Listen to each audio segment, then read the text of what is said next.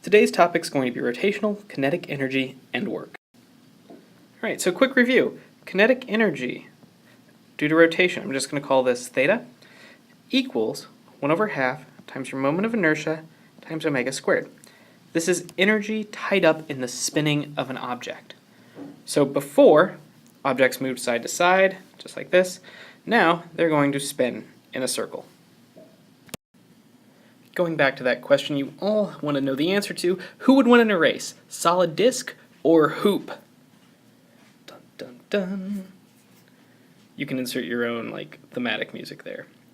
So let's examine this case. So this ball, before we just had blocks sliding down the ramp, and the center of mass went this way.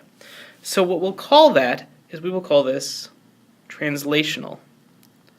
Translational kinetic energy, which just is 1 over half mv squared. And this has to do with the center of mass. So the center of this ball, hoop, whatever, is going to go down this ramp. The center of mass has some velocity v. Now what's new in this problem is that it's also going to rotate. So you're going to have energy tied up in rotational kinetic energy. And as we've mentioned before, the rotational kinetic energy is 1 over half times the moment of inertia times omega squared. Let's take a look at how we'll solve this. So we know from our beginning that, not our beginning, but from the beginning of class, work external equals E final minus E initial. In this case, there is no external work. Friction in this case is just going to keep this thing rolling without slipping. So you get E final equals, or E initial equals E final. So initially, what type of energy do you have? Well, it's just sitting here, it's not rotating, at some height y, so you get mgy equals translational kinetic energy, 1 half mv squared, because your center of mass is moving, plus rotational kinetic energy, because now it's spinning. And this is I omega squared. So if we start out with this, we're going to start with mgy equals the kinetic energy, 1 half mv squared, plus 1 half times the rotational kinetic energy, I omega squared. Let's use the fact that I for the disk equals mr squared over 2 mr squared over 2. So when we plug this in, we get mgy equals 1 over half mv squared plus 1 over half mr squared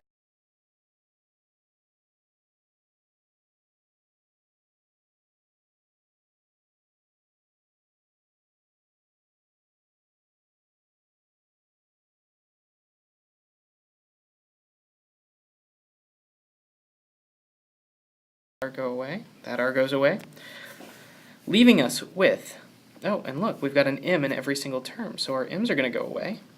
This leaves us with gy equals 1 over half v squared. This is translational velocity, how fast that center of mass is moving, plus 1/4 v squared. And if you solve this, 1 half plus 1/4, that's 3/4. So you get 4 over 3 gy, the square root, is equal to v.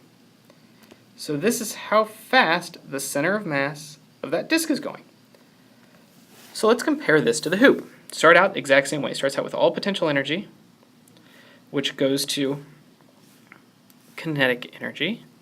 So this would be 1 over half mv squared plus 1 over half I omega squared. Same type of thing. We're going to say that the I for the hoop equals mr squared. And then omega equals v over r. Omega squared is v squared over r squared. So now what we're left with is mgy equals 1 over half mv squared plus 1 over half mr squared v squared over r squared. R squareds cancel, all your m's cancel, and you are left with gy equals 1 over half v squared plus 1 over half v squared. So gy, so what this gives us, the square root of gy equals v for the hoop. And that is how fast the center of mass of the hoop is moving. And as you can see, the hoop for the disk is faster. Is there a mass dependence? What does that mean about the mass of the hoop? It falls out. It doesn't make any difference. Disk will always beat hoop. So here's a problem not to try at home. If you give your hamster in a hamster ball, an entire can of soda, how fast does the hamster go? We're going to assume that all of this soda gets converted into the kinetic energy to propel the hamster. So this problem is going to start the exact same way. So at the beginning, you have no initial energy. Nothing's moving, nothing's at a certain height. The work external is the energy from the soda. But this term, what's moving? Well, the hamster's moving, so you get Ke hamster, translational. Hamster's not spinning in a circle, at least most of the time they don't. Plus, you also have kinetic energy from the ball, center mass, so this is translational for the ball, but the ball itself is also spinning, so you have kinetic energy from the ball that's spinning. So if we look, so we start with the formula, work external equals the kinetic energy final, just because we had no initial kinetic energy. This is the center of mass, translational kinetic energy for the hamster, translational kinetic energy for the ball, rotational kinetic energy for the ball. Now, so a couple key points to note. This center of mass velocity and this center of mass velocity are the same. You know that v equals v squared over r squared is omega squared. And you also know that I, for a shell, because that's what the hamster's ball is going to look like, it looks like a shell that the hamster sits in, is 2/3, 2/3 mass of the ball times radius of the ball squared. Alright, so if we plug all this in, we get work external equals 1 over half m mass of the hamster v squared plus 1 over half mass of the ball v squared plus, whoops, that was an equal sign, should be a plus, 1 over half 2/3 mass of the ball r squared v squared over r squared, and those r's cancel out. So if we pull everything to one side, you get work external equals 1 over half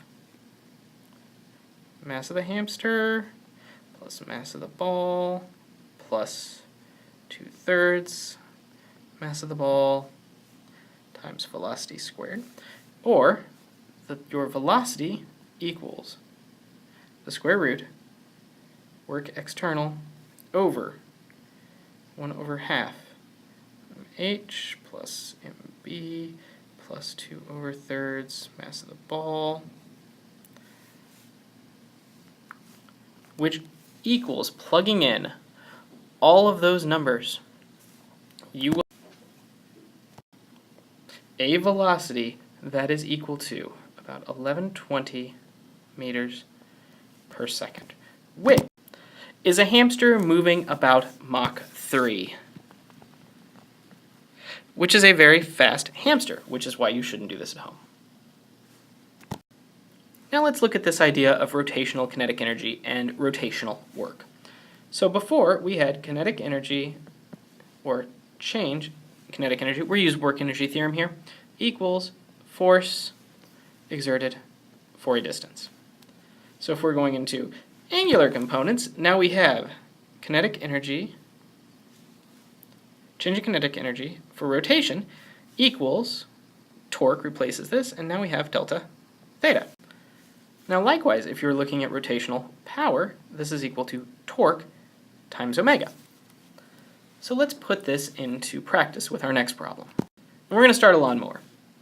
So if you're starting a lawnmower, you're pulling a string. Remember the old pull cord? This will be the moment of inertia of the lawnmower. This is the radius of the lawnmower, at least the part that spins when you pull it.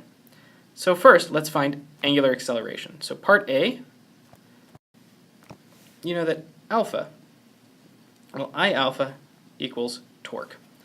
Now for this torque is force times distance sine theta.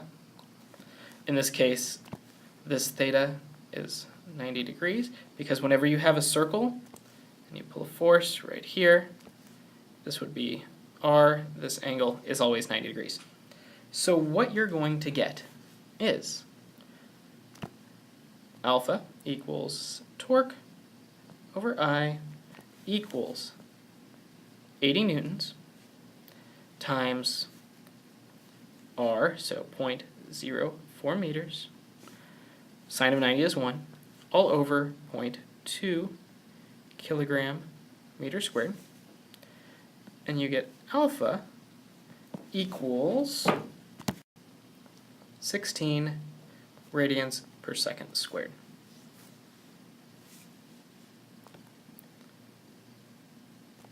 So in part B, we're interested in the work, and we know that work equals torque times delta theta. Now, here's something that we're going to use for this. We know the rope's length. So the rope length is S, which equals R times theta. S equals R theta. So if we're looking at delta theta, we can actually look at delta S equals R delta theta, or delta theta equals delta S over R. So if we plug this in, we get the work done equals FR sine theta, this is the angle between them, times delta theta, which is now delta S over R. These R's will cancel, so this equals F delta S, which is 80 newtons times 0.8 meters, the length of the rope, and you get your work is equal to 64 joules. Last part of our example, we are looking at the final rotational speed. So we know omega naught equals 0, omega final, who knows? You know I, which is 0.2 kilogram meters squared, and you know work equals 64 joules. So what we're going to do to solve this, normally you could just say, oh look, I know it's angular acceleration, I could solve it that way. But let's do it a different way. Let's say that work equals a change in rotational kinetic energy. And this is rotational work. So you know 64 joules equals kinetic energy rotational final minus kinetic energy rotational initial. And it doesn't start spinning, so this is just 0. So 64 joules equals 1 over half I omega squared, which we will then rearrange to 64 joules times 2 over 0.2. This is I equals omega, and we'll take the square root, and you get omega is equal to 25.3 radians per second. That's 25.3. And that's all there is to it. Hope this helps.